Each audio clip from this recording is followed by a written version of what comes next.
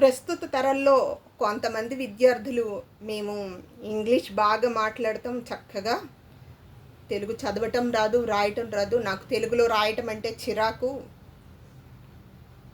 ఇప్పుడు ఈ తెలుగు చదివితే ఏంటి ఉపయోగం, మేము అమెరికా వెళ్తాం, ఆస్ట్రేలియా వెళ్తాం అంటారు.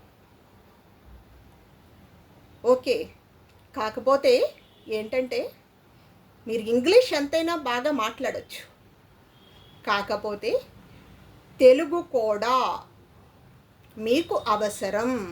అంటే తెలుగులో సాధారణ స్థాయి భాషా నైపుణ్యాలు అంటే చదవటం, వ్రాయటం కూడా రావాలి. అంటే మనం ఏం చెయ్యాలంటే, ఇంగ్లీష్ అంటే ఇష్టంతో, వ్యామోహంతో తెలుగు భాషని లోకువ చేసుకోకూడదు.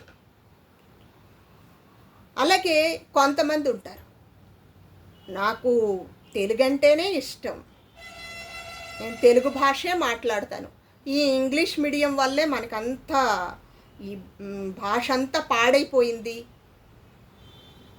అసలు తెలుగు మీడియమే ఉండాలి, ఈ ఇంగ్లీష్ మీడియం వల్లే అంత పిల్లలందరూ ఇలా తయారయ్యారు అంటారు. అది కూడా కరెక్ట్ కాదు.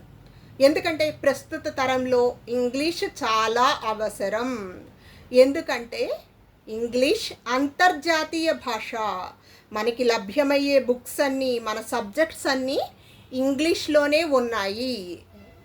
అంతేకాకుండా మనం ఏదైనా రీసెర్చ్ చేసినా సరే ఇంకొకళ్ళకి తెలియచేయాలన్నా, లేకపోతే ఇంకో దేశాల్లో రీసెర్చ్ మనకి తెలియాలన్నా మనకి ఇంగ్లీష్ ఎంతో అవసరం.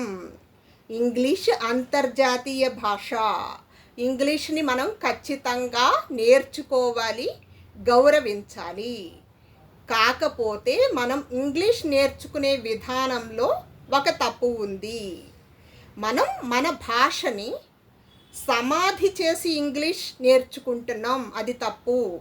మన భాషని పునాదిగా చేసుకుని ఇంగ్లీష్ నేర్చుకోవాలి. అంటే ఫర్ ఎగ్జాంపుల్ చెప్తే అర్థమవుతుంది.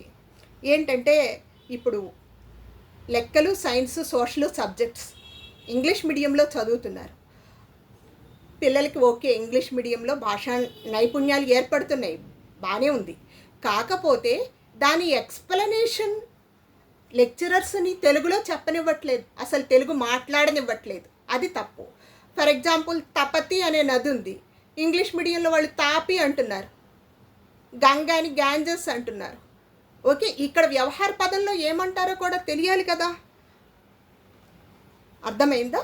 అంటే మనం మన భాషని సమాధి చేసి ఇంగ్లీష్ నేర్చుకోకూడదు. మన భాషని పునాదిగా చేసుకుని, అంటే మన భాషలో ఆ పదానికి అర్థం తెలిసి పూర్తిగా అర్థమవటం ద్వారా ఇంగ్లీష్ నేర్చుకోవాలి. అలా నేర్చుకుంటే మనకి ఏ సమస్య ఉండదు. ఇంగ్లీష్ కూడా బాగా మాట్లాడాలి. అంతేకాకుండా ఈ కొంతమంది టీచర్స్ తెలుగులో మాట్లాడితే టంగ్ కోస్తాం అంటున్నారు, అది చాలా తప్పు. అంటే మనం తెలుగు భాషని లోకువ చేసినట్లు అయిపోతుంది. లోకువ చేయకూడదు. నేను నీ తెలుగు భాషని గౌరవిస్తున్నాను, కాకపోతే మనం ఫ్లూయెన్సీ ఏర్పరచుకుంటానికి మనం ఇంగ్లీష్లో మాట్లాడుతున్నాం అని తెలియచేయాలి. మనకి తెలుసు, ఒక కాకి కూడా తన భాషలో, తన యాసలో మాట్లాడని పిల్లని తరిమి కొడుతుంది.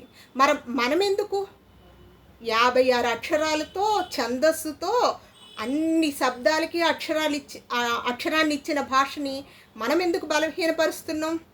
ఓకే, మనకి ఇంగ్లీష్ స్కిల్స్ రావాలి, కరెక్టే. కాకపోతే దానికి కూడా లిమిట్ పెట్టుకోవాలి.